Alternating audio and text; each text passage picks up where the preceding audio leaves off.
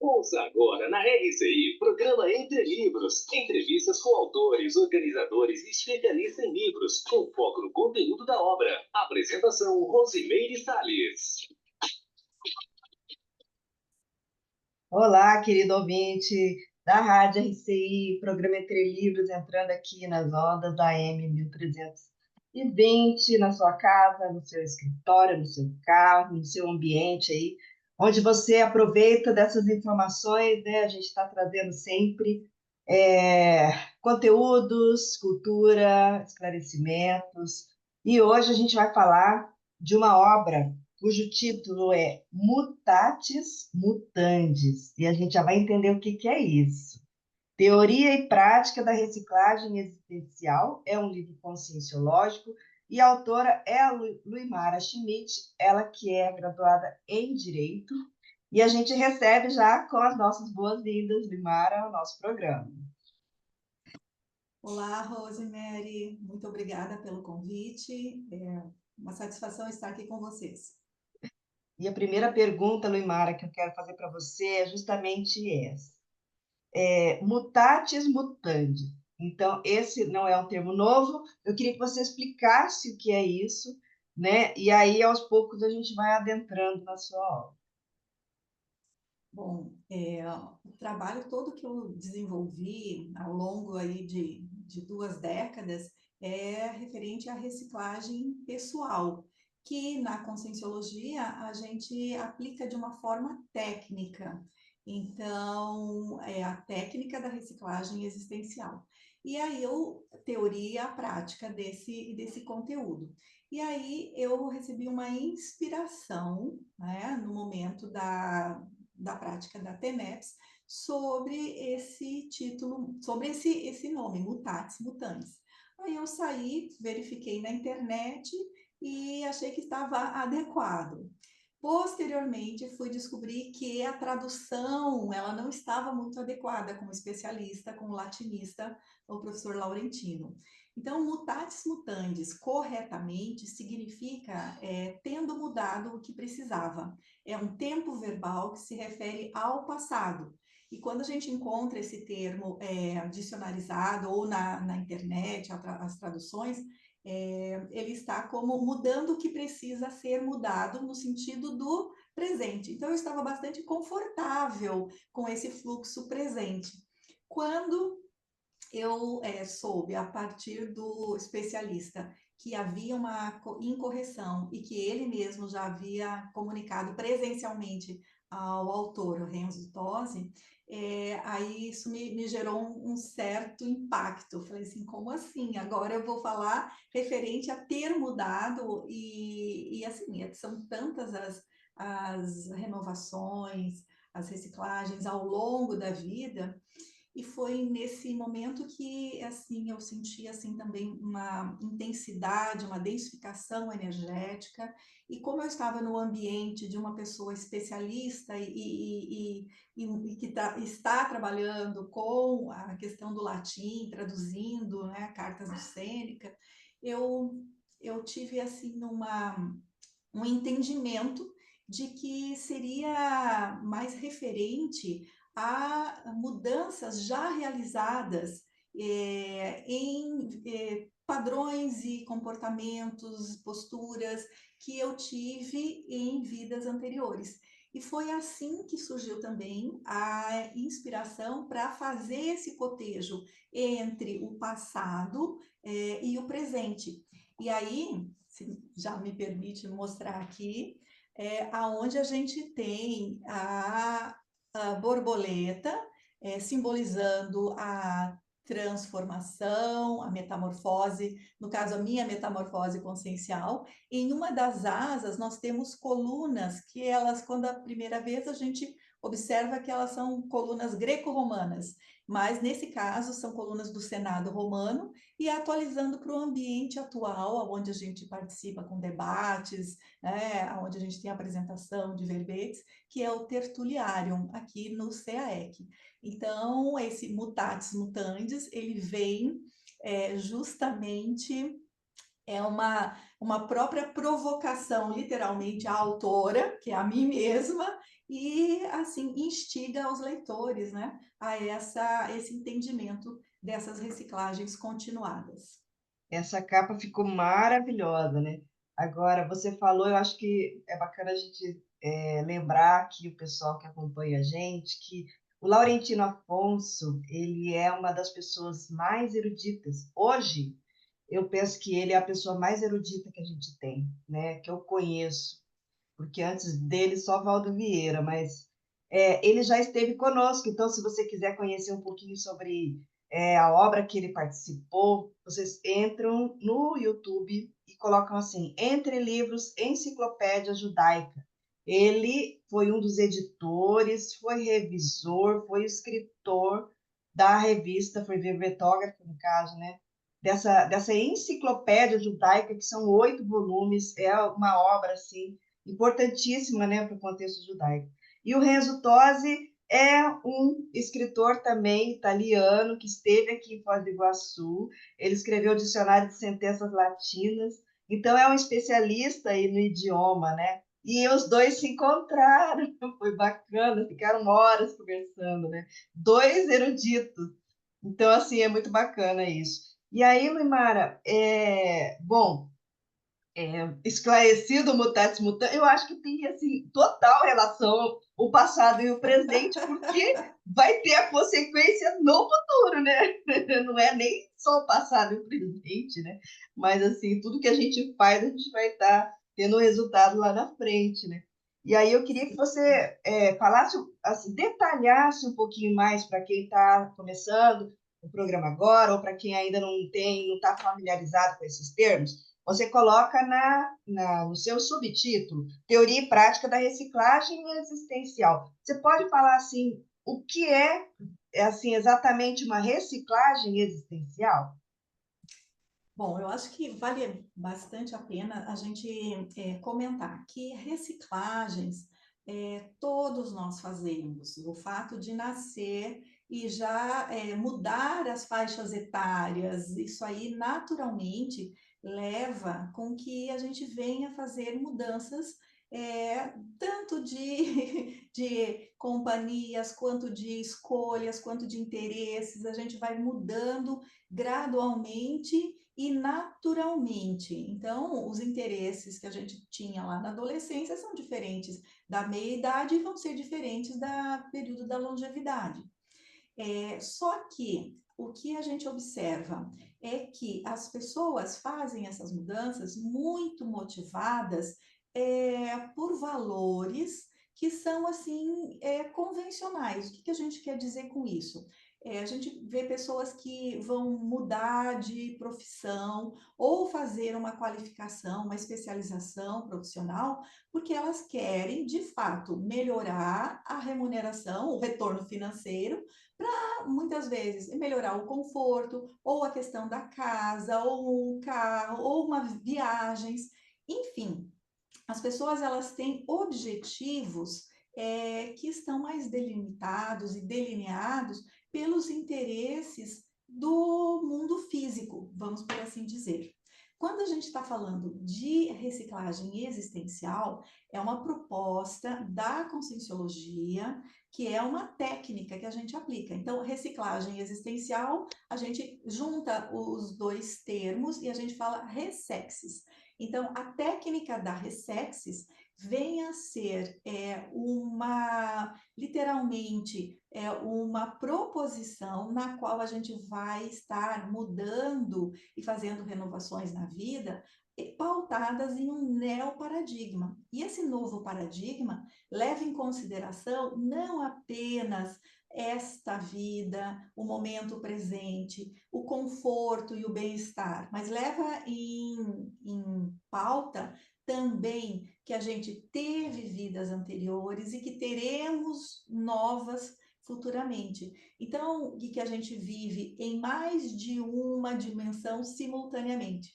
Que nós temos esse corpo físico, que é o que nós nos manifestamos durante todo o período que a gente está acordado, desperto, né? Mas nós também temos a questão do veículo energético, emocional e mental. Quando a gente dorme, a gente tem vivências que são de sono e de sonho, mas nós também temos a oportunidade de nos manifestarmos em outras dimensões. E é isso que a gente chama de projeção. Então, essa projeção consciencial, também conhecida como projeção astral, é um fenômeno natural. E quando a gente entra nesse Holopensene, ou seja, nessa estrutura, nesse entendimento de que a vida é mais do que parece, nós podemos desfrutar de um modo distinto. Aí eu fui entendendo essa proposição e levando isso para as áreas da vida. Então, a diferença e a reciclagem existencial técnica é que a gente vai aplicar isso de modo mais organizado, planejado nas várias áreas da vida. Então, seria assim, basicamente, você tem uma vida que ela não é solta, não é deixa a vida me levar, né? Mas vamos conduzir conforme propósitos pessoais, evolutivos. E a grande sacada, interassistenciais. Então, essa condição, ela leva a no meu caso, um impacto bem positivo, que foi juntar o interesse da autoevolução, ou seja, eu me melhorar, com a condição de auxiliar os outros. E isso independente de qualquer ideologia, de qualquer religião, de qualquer condição, é algo que vai fazer bem a mim e aos demais. Então, nesse sentido, o paradigma consciencial fez bastante sentido, né, para mim. Agora, você estava falando, né, na questão da a reciclagem existencial, ela também pode ser compulsória, né, de algo que acontece na vida da pessoa e ela tem que dar uma guinada, né? Eu fiquei pensando assim, eu me considero uma reciclante, porque eu passei por essa experiência de mudança de vida radical, né?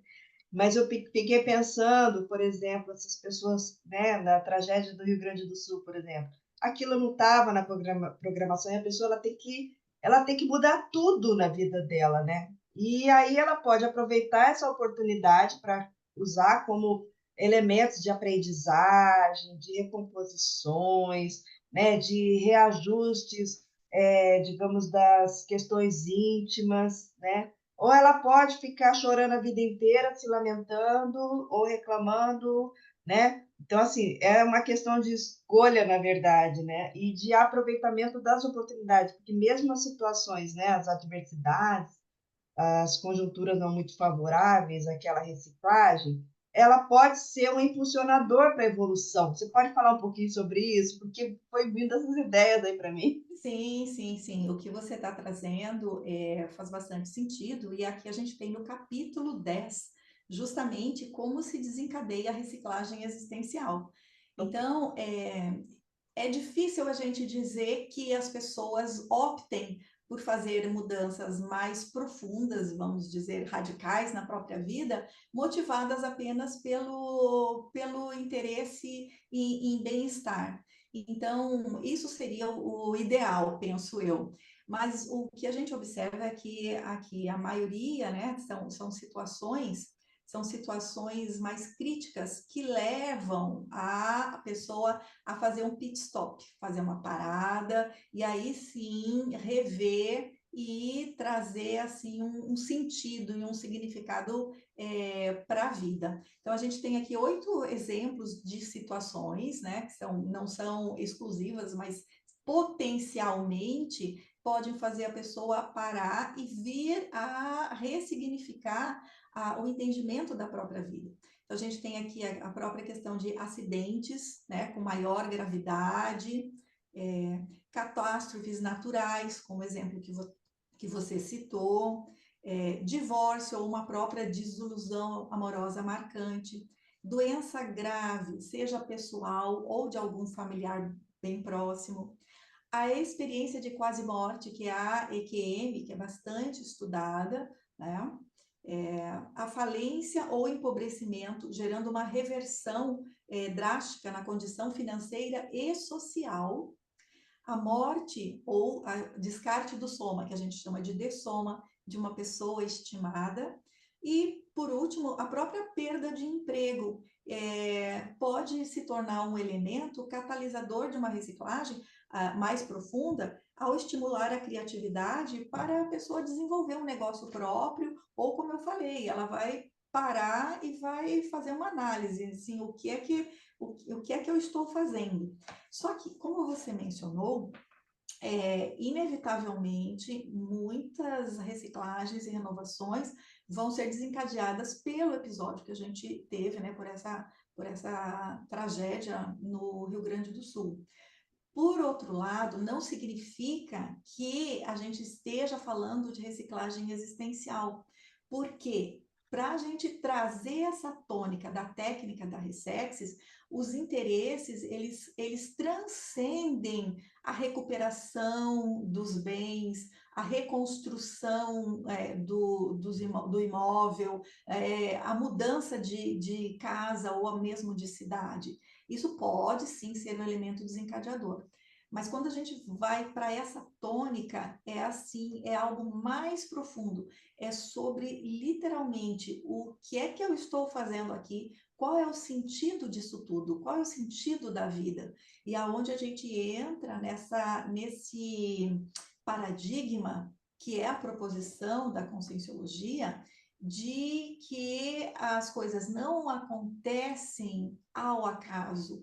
Existe uma conjuntura mais ampla, vamos dizer, cósmica, e que não é só dessa dimensão. Então, quando a gente para e vai olhar as intercorrências, a gente começa a observar a nossa própria manifestação, causas e efeitos. Então, esse é o elemento básico, a lei de causação, né? A lei de causa e efeito. Então, tudo que a gente faz gera consequências, mas também o que a gente está passando hoje é fruto de realizações e ações pretéritas.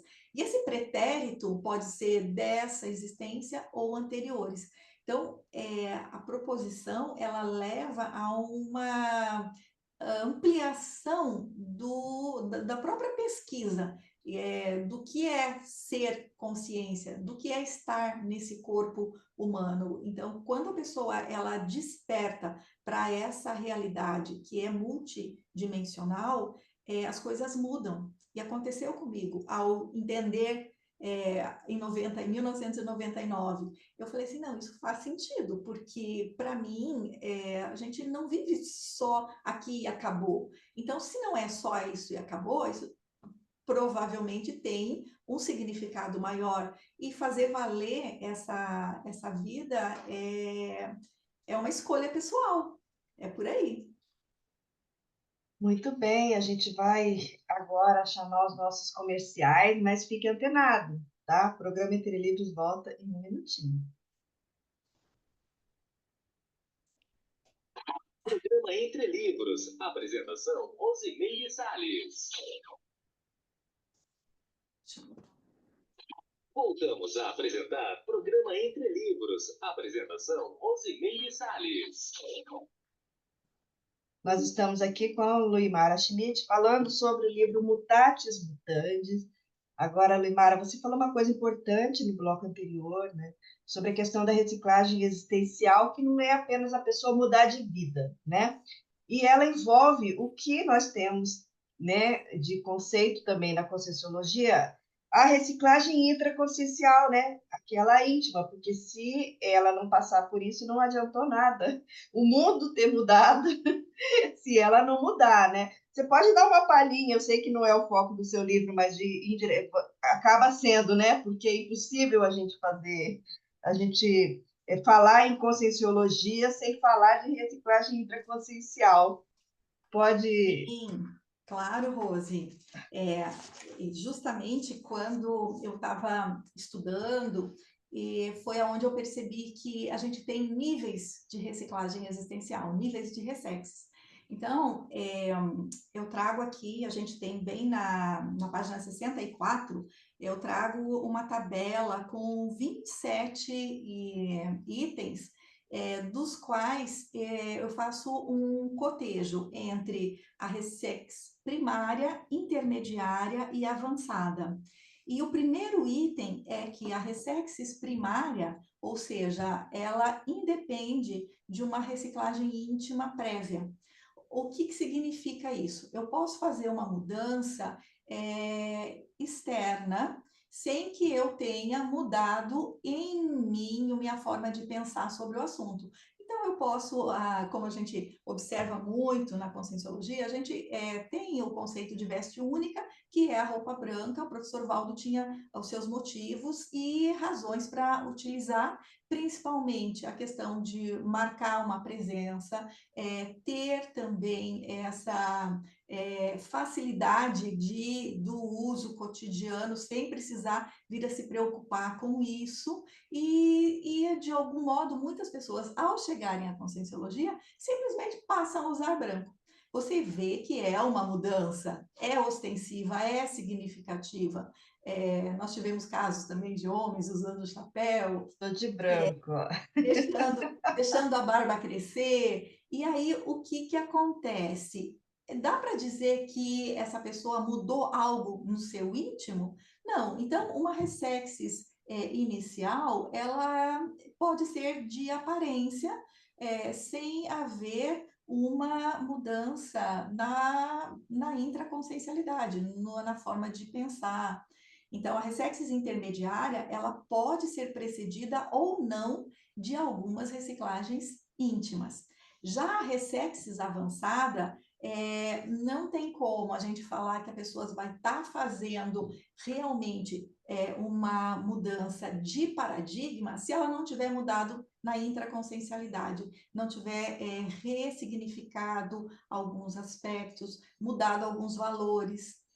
Um outro exemplo que eu trago é assim, na Conscienciologia, nós temos uma naturalidade, uma naturalização do não consumo de bebidas alcoólicas. Então, eu trago que, assim, na ressexis primária, a pessoa chega e ela tem um estranhamento da ausência de bebidas com álcool nas confraternizações. Então, ela tem um estranhamento, porque isso é de senso comum. Isso é a minha família, é uma coisa assim, em geral, né, gente? Parece que inventou-se que seria legal você abaixar o seu discernimento, ficar inebriado, reduzir a sua lucidez. Então, acredita-se que isso é bacana e que isso possa, de algum modo, fazer parte do social. Só que a gente não entende isso desse modo. Então, quando as pessoas chegam, elas podem estranhar bastante. Falam, gente, esse pessoal não bebe álcool, o que é isso? Aí, na ressexia intermediária, aí a pessoa começa a falar, não, mas para aí, eu não preciso ficar inebriado, isso aí, né? E nós não estamos falando de bebedeira e de gente de ressaca. Não é disso que a gente tem, que são prejuízos óbvios. Nós estamos falando do simples consumo. Então, na ressexia intermediária, a pessoa já faz a opção pela redução no consumo de bebidas alcoólicas socialmente. Ela opta por reduzir isso. Assim, você começa sabe, falar, acho que não tem muito sentido. E quando a gente fala em ressexia avançada, você tem uma naturalização. Você já, sabe, isso para não me pertence, não me faz falta e não me faz mais feliz, não me causa bem-estar, entende? Então, a gente tem festas, a gente, assim, a gente viu situações de comemorações, assim, com música, dança, e os garçons ficavam muito curiosos, como que esse pessoal tá desse jeito e não toma nada de álcool, só ficam pedindo refrigerante, suco e água, e é algo assim que, quando a gente começa a compreender mais sobre o nosso funcionamento, a importância que tem esse corpo físico, os cuidados, a saúde, então a gente tem maiores, assim, literalmente, cuidados mesmo, atenção ao que a gente faz com o corpo físico, ao que a gente pensa, porque o nosso pensamento, ele gera repercussões, ele naturalmente tem agregado as energias e a gente gera emoções. Essas emoções são inerentes. Então, a gente tem nesse sentido o conceito de pensene, pensamento, sentimento e energia, que é um conjunto indissociável. Então, quando a gente começa a entender isso, fala assim, para aí, então é mais sério do que eu estava pensando. Então, a gente começa não apenas a pensar em uma dieta alimentar, no sentido de não ter excessos, né? No sentido de ter um regramento que seja saudável, que me ajude a manter uma qualidade de vida, mas a gente começa também a tratar de uma dieta mental. O que é isso? Eu começo a selecionar os meus pensamentos. E aí a gente, para fazer isso, é o que a gente está vendo, que você trouxe, é uma reciclagem intraconsciencial. Então, para chegar nesse nível, a gente realmente vai fazer escolhas que você seleciona pelo pensamento. E aí vem coisas, porque vem muitas coisas. Os estímulos, eles são muito intensos. Seja o que a gente vê dirigindo de carro, dos outdoors, seja o que a gente verifica aí nos filmes, nas redes sociais. Então, a gente é todo o tempo bombardeado. E como é que a gente faz para a gente ser menos influenciado e ter mais essa administração da nossa própria vida? Então, a Conscienciologia vem disso. Ei, você está administrando a sua própria vida? Isso está te levando para onde? É você que faz as suas escolhas? Seu livre-arbítrio existe ou você está sendo dirigido? Né? Então, caminhamos por aí. Não, e aí é importante falar que não é uma questão de pecado beber uma cervejinha de vez em quando, não é isso, né, Neymar? Eu acho que é importante falar isso, senão a gente, Não, não, né, é não, de assim, modo olha, a algum. gente, né, prima pelo mais saudável, né, pelo que vai manter a gente uma condição de lucidez melhor, né? E você traz aqui que existem dificultadores para a pessoa aplicar a técnica da Ressex. Pode falar assim, quais seriam eles? Ou Vamos pelo menos alguns, verificar. né? A gente está onde, Rose? Qual a página? No capítulo 19, página 77. Ah, você Ok. falou desse. Não. Ah, não, não, os dificultadores, Dificultadores, é né? isso aí. Isso, dificultadores, aí o leque é bem grande, Rose. Tá. Você trouxe, você abriu, bem extenso. Por quê? Os dificultadores, eles podem ser íntimos ou podem ser externos. Então, quando a gente fala em dificultadores externos, as próprias companhias, né, são um elemento. Então, você quer, como o exemplo que a gente acabou de falar, você quer estudar, você quer ler, você quer conhecer mais, você quer entrar numa estrutura um pouco mais saudável. Você fala assim, não, eu quero mudar, eu quero compreender o que é essa proposição. Mas aí os seus amigos estão lá, né, te chamando e vai puxando para outros interesses que falam assim, não, mas isso aí, gradualmente, se a gente opta por uma mudança mais significativa, tem certos momentos que você vai ter interesses que são totalmente diferentes e aí você vai precisar fazer, naquele momento, falar assim, hoje eu não vou com vocês, hoje eu tenho uma outra atividade, hoje eu quero, não, eu não posso sair todas as noites, eu vou, eu vou agora fazer um curso novo que tem aí, eu quero me qualificar. Então, a questão das companhias é um elemento externo, né? Outra são os convencionalismos, que aí a gente tem várias condições que são socialmente chanceladas, e aí a gente fala assim, mas aonde isso vai me levar? Por exemplo, sim, são escolhas, gente. E aí a gente não tem, é como a Rose falou, ó, isso aqui é uma opção que eu estou tendo e várias outras pessoas podem ter, que é diferente de você, nesse um convencionalismo, tem certas tradições que elas são muito honradas e são muito levadas muito a sério, e aquilo mobiliza toda um grupo, toda uma por exemplo, a gente pode falar do carnaval, e não aquela pessoa que vai na festa simplesmente comemorar, mas aquela que passa o ano, ou pelo menos 9 meses envolvida com isso, o seu salário para isso, a sua, assim, o seu mega foco, ele acaba sendo essa condição. Então, a gente entende que esse é um exemplo, né, de convencionalismo, mas pode ter muitos outros. Outro elemento que pode ser um dificultador é o dinheiro, gente. Esse é muito delicado, porque a gente vê, que a gente fala muito da falta de dinheiro, que a pessoa ela fica escravizada a um trabalho, uma atividade profissional que ela não gosta, que ela se sente mal, e aí ela passa trabalhando porque ela precisa do dinheiro. Aí ela passa 8 horas, pelo menos, mais um intervalo ali de 1, 2 horas de almoço, ela passa 10 horas por dia envolvida com algo que ela não gosta, aí ela chega em casa, ela ainda passa mais uma meia hora queixando, reclamando daquilo. Então, você veja o que isso vai levar. Então, fala assim, tá, mas e aí, vou fazer o quê? Ela fala assim, vai observar o que é que você tem de habilidades e quais são as possibilidades para essa mudança. Por isso que a gente trouxe aqui um dos grandes elementos da Ressexis, acaba tendo envolvimento com a atividade profissional, né? Outro problema do dinheiro, gente, é o excesso. A gente está acostumado a mais a falar e ver a questão da falta, mas o excesso de dinheiro também pode se tornar um problema para a pessoa, certo?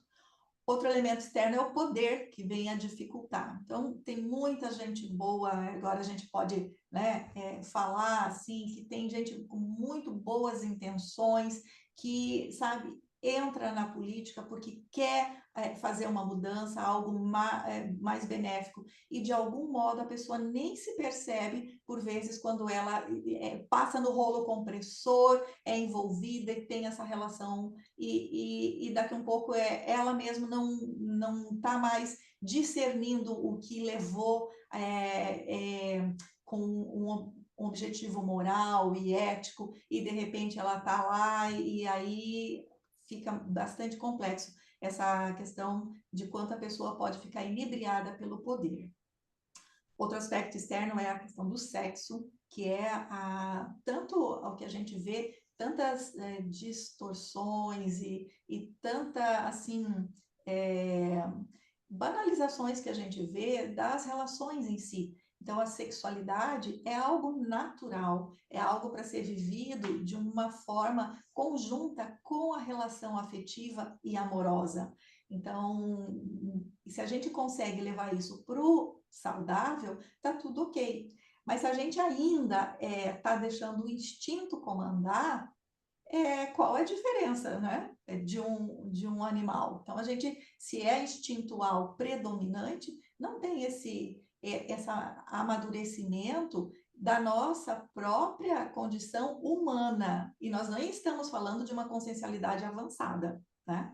E aí a questão do status relacionada também com o exemplo que a gente citou, e os vícios. Então, o elemento que dificulta as reciclagens são os vícios. Seja o vício que a gente vê as drogas, álcool, tabaco, mas seja também vícios à adrenalina. Esse eu penso que é mais delicado e que eu observo o mais, tanto em mim quanto nos conviventes aí, que a gente é acostumado a, sabe, trabalhar com uma certa motivação, e tem gente que é workaholic.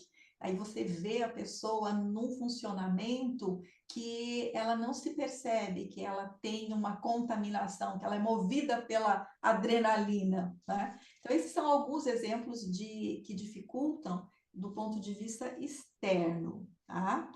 E, e eu acho que é por aí, Rosi. Você trouxe, a gente compartilhou aqui, e cada um desses itens tem, assim, pelo menos 10 a 15 pontos para serem observados, né? Você traz alguns capítulos aqui sobre a questão das crises, crise na Ressex, né? A gente tem o conceito na Conscienciologia das crises de crescimento, que são aquelas situações onde a gente vai tirar um aprendizado disso, né? Aproveitar aquele momento de, vamos dizer assim, de ajuste mesmo, né? E eu queria que você falasse um pouquinho aí no contexto da Ressex, como que a crise, né? Ela está atrelada, ela é inerente, como é que é esse processo, né? Você passa pela crise ou você faz a Ressex, é isso? Ah, bom, crises são inevitáveis, né? Então, isso aí é algo que a gente se depara com situações inesperadas, tem condições aí na nossa vida, e de repente a gente não está conseguindo lidar muito bem com aquilo, e agora, o que é que pode acontecer? A gente ter crises que elas são recorrentes. Então a pessoa ela fica em torno daquilo, passa, você encontra com a pessoa, passa ali um tempo, ela está trazendo aquela problemática. Você ficou 2 anos sem ver, encontra com a pessoa novamente, ela está em volta do mesmo problema. Ou seja, mudou o tom, agregou alguns outros fatores, mas ela continua com o cerne da problemática semelhante. Então, quando a gente fala da forma de lidar com crise, é o que vai fazer a diferença. Por quê? A gente vai ter imprevistos, vai ter situações na nossa vida que a gente não estava minimamente esperando. E esse impacto, ele pode ser traduzido e transformado em um momento de crise. A diferença é que a crise de crescimento, que é uma outra abordagem que a gente vai dar à crise, é que eu vou pegar aquela situação e eu não vou simplesmente ficar numa reclamação, mas eu vou procurar entender um pouco mais, eu vou me aprofundar naquele conteúdo para buscar cognição, ou seja, eu vou fazer autopesquisa para verificar o que é que está desencadeando. Ok, então são esses elementos. Ok, como é que eu lido com isso? Então você observa o que está, são os starters, o que leva. Por outro lado, quais são as consequências? Como eu posso lidar melhor com isso? O que eu posso fazer a partir dessa situação? E isso é o que muitas vezes a gente não consegue. Eu costumo dizer que quando chega um problema, se a gente deixa esse problema aqui, ó, à frente, você fica com a sua visão reduzida. Agora, a gente tem o problema, ok, vamos deixar ele em um ângulo de visão. Eu sei que eu tenho, tá aqui, a condição está acontecendo, mas eu não vou me monopolizar. Quando eu me deixo monopolizar pelaquela problemática, a crise parece que não ter fim e toma conta de outras áreas da vida. Isso a gente vai falar logo em seguida. Porque o que acontece? Nós temos muito caminho que a gente já percorreu, todas as pessoas têm muitas coisas boas já conquistadas, têm muitas experiências de vida, e é uma individualidade, é uma singularidade. Aquilo que você viveu é seu, não é de outra pessoa. A pessoa pode ter estudado na mesma escola, pode ser filho dos mesmos pais, ter tido a mesma educação, estudado nas mesmas escolas, mas a forma como ela interagiu, como ela aprendeu, como ela reagiu aos estímulos externos é única. Então, quando a gente passa a observar isso e dar valor, a gente começa a reconhecer as nossas singularidades.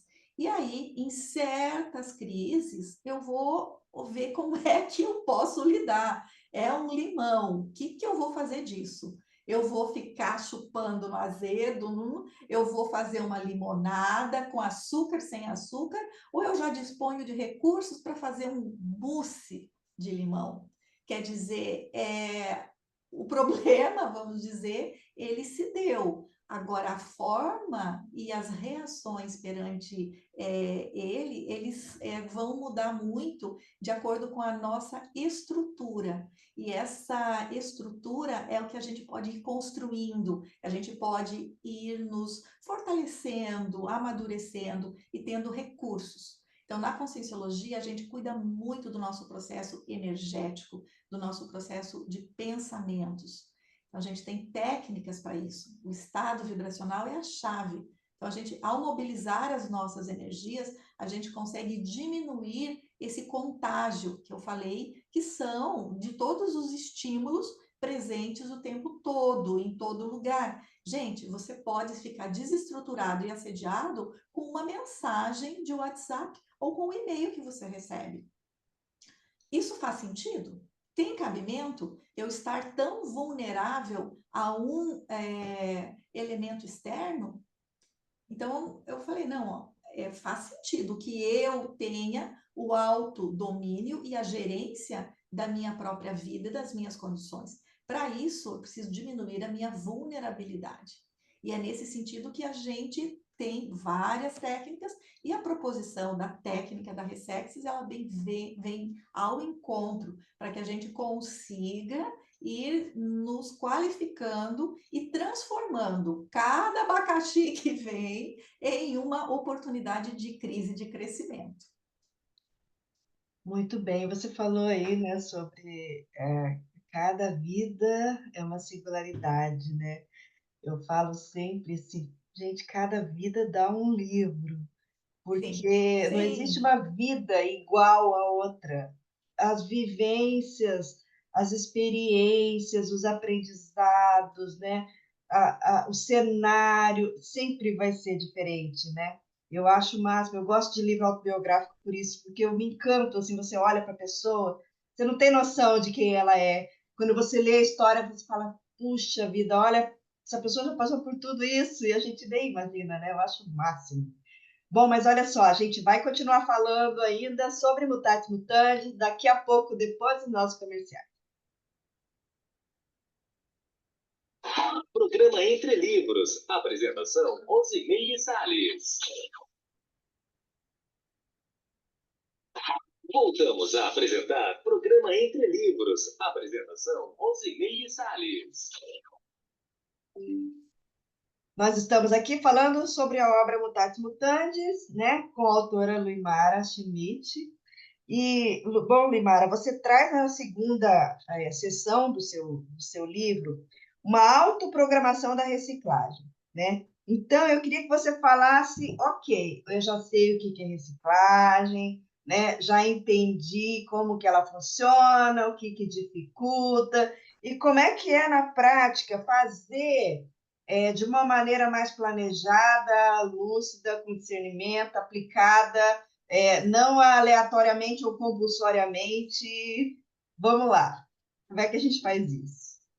Bom, eu comecei em 95, né, por sugestão do professor Valdo Vieira. A gente estava subindo ali, caminhando no caminho da lógica, e ele perguntou assim, por que você não faz... 95?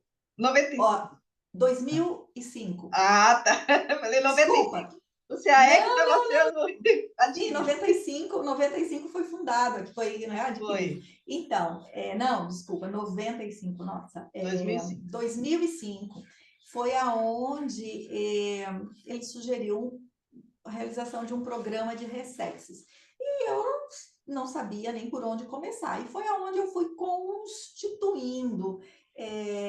Inicialmente, eu comecei com algumas áreas da vida. E aí, ao longo dos anos, isso foi sendo elaborado, eu fui ministrando cursos, oficinas, e hoje é um instrumento completo chamado Ressexograma, no qual a gente tem as 10 áreas da vida, e cada uma com 10 itens. E aí a gente fecha esse instrumento com 100 itens para a pessoa se conhecer melhor. Ela vai fazer uma avaliação, ela se dá uma nota de 0 a 100% e ela coloca qual é o principal item, os elementos da situação atual. Então, a gente começa falando nas 10 áreas da vida, a gente tem o corpo físico, que é uma questão muito óbvia, né? Básico. O corpo físico, a família, a profissão, patrimônio, a intelectualidade, a afetividade, a sociabilidade. A gente tem um elemento que é o voluntariado em qualquer instituição que seja. nós temos a assistencialidade e o parapsiquismo.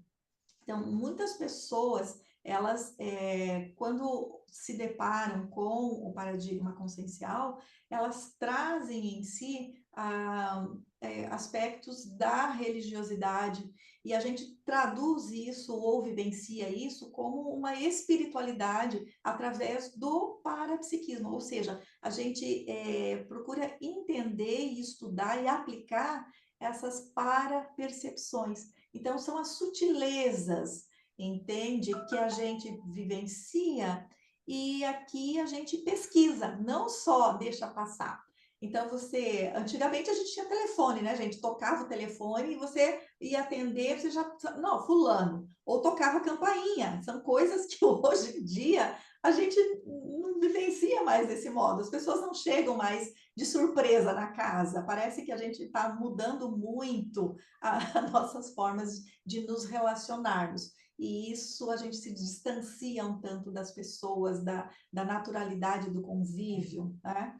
E então, a paraperceptibilidade um exemplo é essa sensação, você já está sabendo quem é que está ali. Então, isso é um exemplo de parapsiquismo. Então, a gente tem muitas pessoas que vivenciam e não se dão conta, elas não sabem nem nomear. Então, o fato de a gente não ter entendimento do que se trata, a gente coloca em uma perspectiva muito distante, mística e gera-se medo desnecessariamente. Quanta gente já não sonhou com algo que depois veio e aconteceu aquilo exatamente? Então, isso é um fenômeno chamado pré-cognição. Tem muitas pessoas que buscam a conscienciologia porque elas querem parar de ter essa vivência lúcida no extrafísico. Ela fala assim que à noite eu durmo e fico ali em cima do meu corpo. Não quero mais ter isso. Então tem pessoas que vivenciam os fenômenos, não compreende e tem receio em relação a isso. Na conscienciologia, a gente procura compreender, aplicar o princípio da descrença, que é assim, traga para a sua experiência, vivencie, entende? Não acredite em nada, mas tenha a sua experiência pessoal. Isso faz sentido para você? Ok, vamos em frente, aprofunde, busque mais informações, busque mais autovivências, porque não adianta nada o que a gente ficar trazendo e falando para os outros. Tem um ditado popular, se conselho fosse bom, né? Seria vendido, né? Seria vendido. Então, a gente observa que a gente pode sim ter as orientações e vai fazer com que a vivência ela seja de fato a sua chancela. Então a gente estimula muito o senso crítico, sabe? Aumenta a sua criticidade em relação a tudo, gente, em relação a tudo, entende? E aí então quando a gente passa a olhar e fazer esse apanhado dessas 10 áreas da vida, cada uma com 10 subitens, você chega a uma fotografia. Eu falo assim, que é uma fotografia do momento. Então, nesse curso Ressexograma, a gente trabalha isso de um modo que a gente tem campos, que é assim, a gente faz a orientação e a pessoa vai preenchendo. E a gente está ali, né, disponível se a pessoa tem alguma dúvida, mas ela vai preenchendo. Chega ao final de 2 horas e meia, a pessoa, ela assim, ó, é como se ela tivesse passado em revista a própria vida, em um ambiente otimizado, e aí ela é bem interessante. Tem situações que a pessoa fala assim, nossa, eu já tinha isso, já tinha a noção, mas ver isso com toda essa clareza é muito bom. Outras pessoas, elas falam assim, eu estava enganada a respeito do que eu estava pensando sobre mim nesse assunto, entende? E aí, após fechar o levantamento, né, esse programa de reciclagem, eu identifiquei que fazer o planejamento, ou seja, uma ação dentro de cada uma das áreas, para que a gente faça a mudança pessoal, a renovação. Então, é o plano de Ressexes, o plano de renovação dessa área. E aí, o que eu tive de grande sacada, a partir da minha experiência, de começar com aquilo que eu tinha que mudar. Não porque eu preciso mexer nisso. Porque na época eu tive um problema, eu tive que parar de fazer a natação, e aí eu tinha que fazer exercício físico, e aí eu não conseguia, e aí eu coloquei, e aquilo vinha, sabe? Então, o que eu observei é que passava um tempo, eu fazia de novo, aplicava de novo o instrumento, verificava, eu continuava na mesma problemática. Então, eu entendi que a melhor forma e que tem dado mais resultado é buscar uma das áreas, dos itens que eu tenha motivação no momento. Então, a gente procura ir pela reciclagem prazerosa. Nesse sentido, muda muito, e eu acho que eu venho fazendo uma dessas reciclagens aí que leva à mudança do passado, aonde, por hipótese, em período que eu tenha vidas no processo da religião, em que eu achava que a mudança tinha que ser pela punição, que tinha que ser realmente algo aonde a gente tinha uma constrição, uma autocastração. E o que eu entendi é que isso não é benéfico, isso não é construtivo, isso não é enriquecedor. Então, quando a gente consegue um pequeno êxito, então você coloca lá, vamos dizer, dos itens lá do corpo físico, vamos dizer que você não está com motivação, que você está, né? O seu momento, você, não, eu quero aparência, vou mexer no negócio que é aqui e é mais light. Mas que você faz um resultado, que você faz uma mudança, aquilo faz bem para a gente se reenergiza. E essa reenergização, ela começa a ser elemento de retroalimentação para a gente querer e conseguir fazer gradualmente outras mudanças. Então, a proposta, de fato, Rose, da reciclagem existencial é para uma vida inteira. Então, eu não quero levar uma vida inteira carregando pedra no sentido de um peso. Eu quero, e nós estamos aqui para melhorar e sermos mais felizes. Isso vai implicar em maior leveza. E para conseguir ter essa leveza, a gente vai precisar, cada um, encontrar a sua forma de lidar com as suas mazelas, com as suas dificuldades e com as coisas que acontecem, né? E por isso a programação de Ressexes, ela é continuada. A cada 2 anos você pode estar fazendo novamente a aplicação da técnica e a revisão de como está.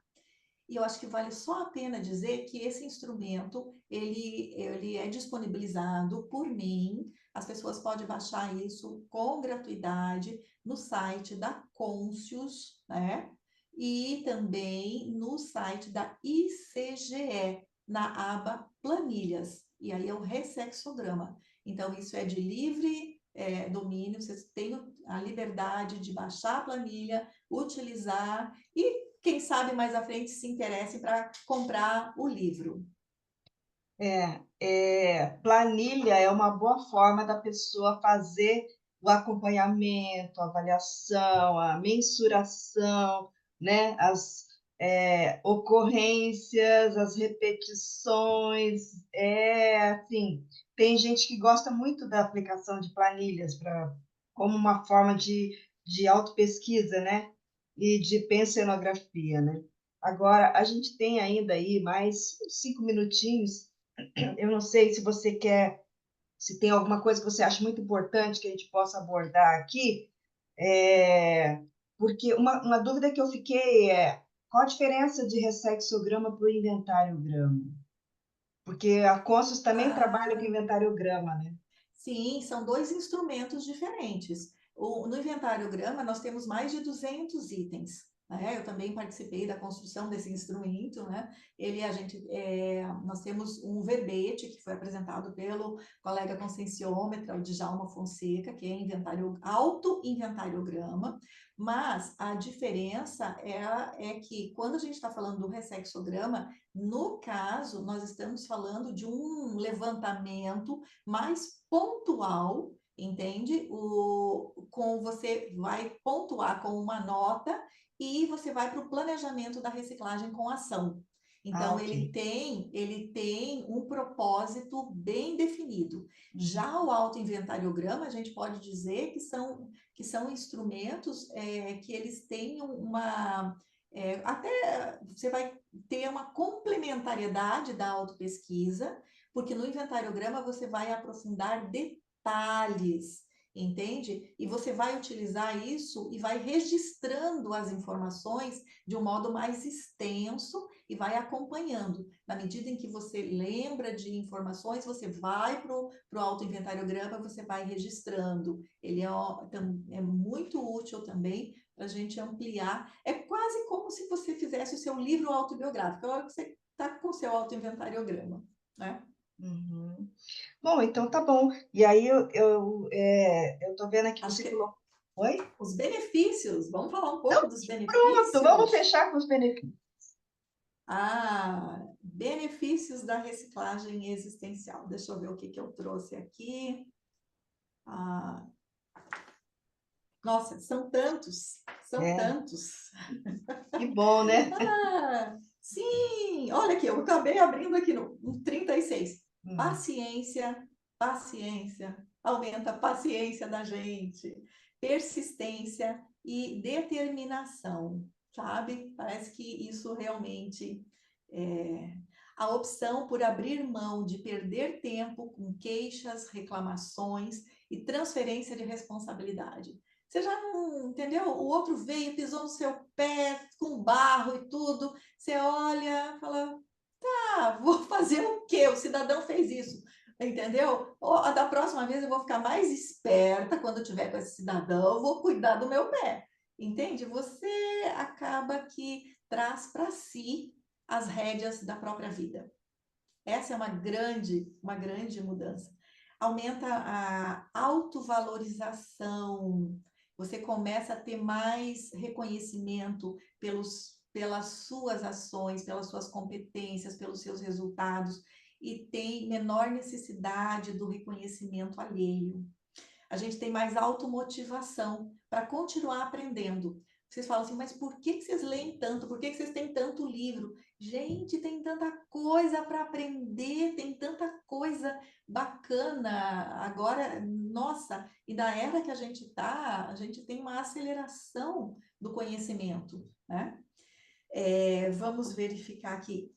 Algo muito importante, favorece as renovações das pessoas queridas, porque a minha mudança, o meu exemplo, ele faz com que o outro também comece a ter alguma desconfia de alguma coisa e começa a questionar. E aí eu tenho observado em familiares que a pessoa também tem optado por ficar em ambientes menos tóxicos, então, tem pessoas que são tóxicas e fazem mal para a gente. Aí eu ia conversar e o familiar, eu falei, tá, mas e para que você está fazendo isso? Falei assim, seu ouvido é lixeira? Você está deixando isso para quê? Aí a pessoa assustou assim, passou um tempo, depois ele falou: sabe que eu experimentei e não tem problema, eu só disse que eu não queria ouvir aquilo. E aí a gente mudou de assunto, a pessoa ficou meio estranha, mas me fez tão bem. Eu falei: tá vendo? Então, assim, é assim, gente. A gente tem uma listagem de 50 benefícios aqui, mas acho que a gente pode sintetizar como a reperspectivação da própria vida. Você faz assim, você muda o seu olhar para o seu objetivo e para o que você vai fazer da sua vida, com o tempo que você dispõe, com os recursos, sejam recursos materiais recursos conscienciais, porque as outras pessoas são, nossa, são super recursos para a gente conviver, aprender e nos melhorarmos. Então é isso, eu acho que uma síntese é reciclagem continuada, mas vamos caminhar pela autossatisfação, tá? E eu acho que essa é a síntese do que eu tenho aprendido nessa existência. E aí a gente teve a oportunidade de aprender com você também hoje. A gente agradece imensamente a sua participação aqui conosco, né? Esperamos aí por próximas oportunidades. E a gente agradece a você que esteve antenado, acompanhando a gente. Lembrando que sábado que vem estaremos aqui novamente. Tchau, tchau, pessoal.